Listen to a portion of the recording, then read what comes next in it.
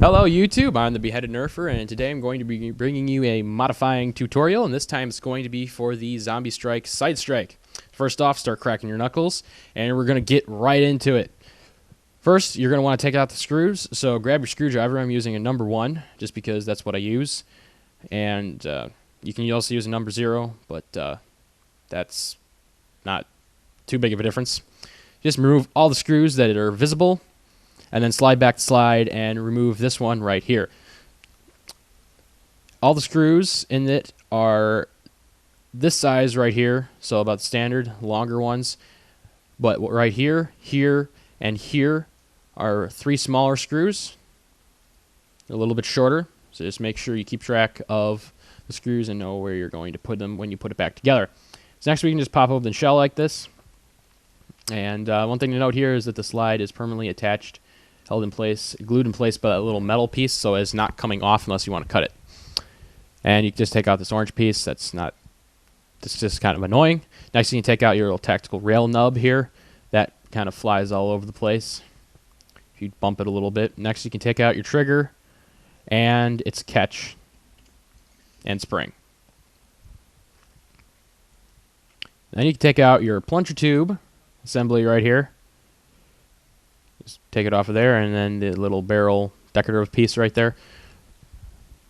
And then you can take out this little metal rod and the spring that allows the slide to snap back once you have cocked the blaster. Okay, so now we're going to go to the plunger tube here, and we're going to remove the air restrictors.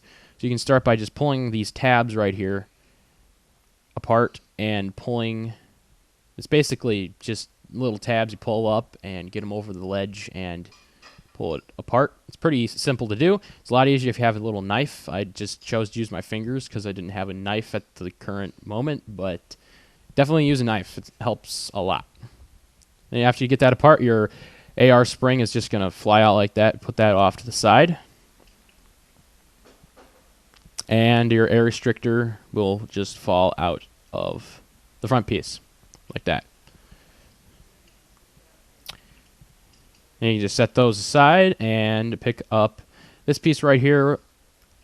And I'm going to be removing the dart post eventually after I give you a tour of this piece right here. And that, you can just remove this little cap on the front by pushing on the plunger tube, and that'll come right off. As notice, the airflow is directed around this piece. Also, the plunger head has a little rubber piece that will smack against that to cushion its hit, which is very helpful.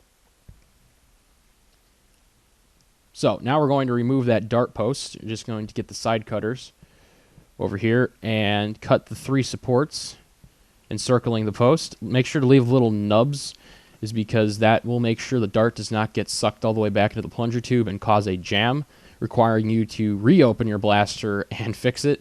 I've had that happen before, and it wasn't that fun. And plus, you ruined a perfectly good Nerf dart. Just clip those. You can use side cutters or anything that is equivalent, and then your post will just pop out like that. If you have any sharp edges or little burrs in there, you can just take a knife or your fingernail and try to knock them off. I'm going to use an X-Acto knife because they're sharp and helpful. One thing to notice is I do not usually remove air restrictors, is because dry firing the blaster is a lot more safer if you leave the air restrictors in. But in this instance, I removed the air restrictor is because I just found it completely pointless in this design. So now you've got that the front end right there, all done. You can set that aside and pick up your main plunger tube here. Take off the cap again, or if you already had it off, just leave it off or whatever. I'm going to be drilling a hole straight through the cap, so the airflow is straight and not around the cap like this, because now the airflow, I use a 1/4-inch bit by the way, now the airflow is going directly through the little cap there and not around the sides of the cap, so it decreases the chance of the dart spiraling out of control. I really don't get the design of this. Why the heck they decided to do that? It would have been, I mean, even for their standards, it would have been a heck of a lot easier just to put a hole in there. Next, what I'm going to do is I'm going to take some PTFE thread seal and put that under the O-ring. I believe I did 1.5 turns, 1.5 rounds under the O-ring after some trial and error. But the way the new like elite style plunger tube is set up is that to get the extra range without like terribly increasing the spring, what they basically did is that the plunger tube about like a quarter way down decreases in circumference, and so basically you're going to get the back end of the plunger tube is more open and not really sealed at all. A little, like, actually hardly, maybe not even sealed. And then when the spring pushes it forward and it hits the smaller part, the smaller circumference, it'll put a lot of force into that little chunk of air and just puff, a lot more powerful puff at the dart, and the dart will fly out and go farther. And see, I think I did that much better. I think it was 1.5 times. Yep, I think I did it 1.5 times. It sounds about right. Okay, then you just push the plunger back in, and then you can put your cap back on to the plunger tube. Doesn't matter which way you turn it, 360 degrees, it ain't going to make a difference. You just push it back on there like that. Here, making sure everything doesn't have any like shrapnel on it. And then I'm just going to take this front piece and you put it back onto its slots. It doesn't matter which way, turn it 180, doesn't matter. It's still just going to be the same. Just push that back on until it clicks, and it's back together again. So next, what I'm going to do is I'm going to seal up this air release hole in the dart barrel. I'm going to use packing tape, but that is, you can use whatever tape. I just had packing tape, and so that I used packing tape. It actually works pretty good, I think. Just put some over that, and you'll be good to go. You can just put your air restrictors; those will go in the garbage, and your dart post with along of any other scraps of thread seal.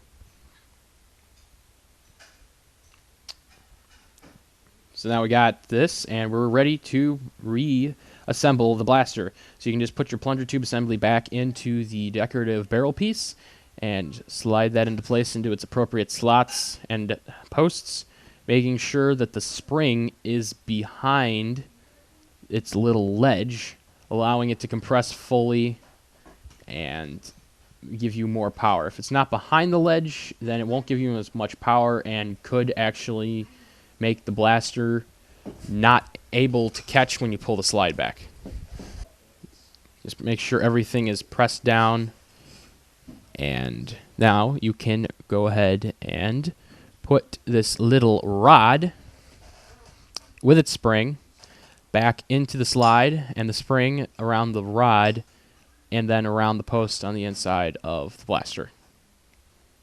This might take a little bit of this could take a little bit of time, but you should be able to get through it fairly easily. Next, you can just put your trigger in here and your catch with its spring, making sure it's lined up properly so when the trigger is pushed, the catch will slide down, compressing the spring and allowing the plunger rod to release. And then you can just put this little decorative orange piece back on the bottom of your handle. And then you can put the tactical rail nub back into its little cubby hole.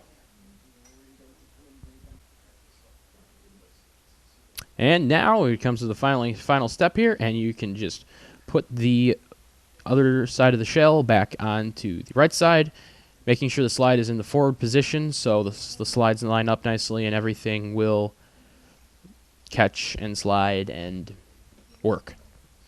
So, and then after this, you're just going to return screws to their holes, and that's just about it. I would definitely recommend this gun modification to first-time modifiers that want to get their feet wet and whatever's, because it's very simple. You just drill a hole, cut some posts, wrap some tape around a plunger head, and you're good to go.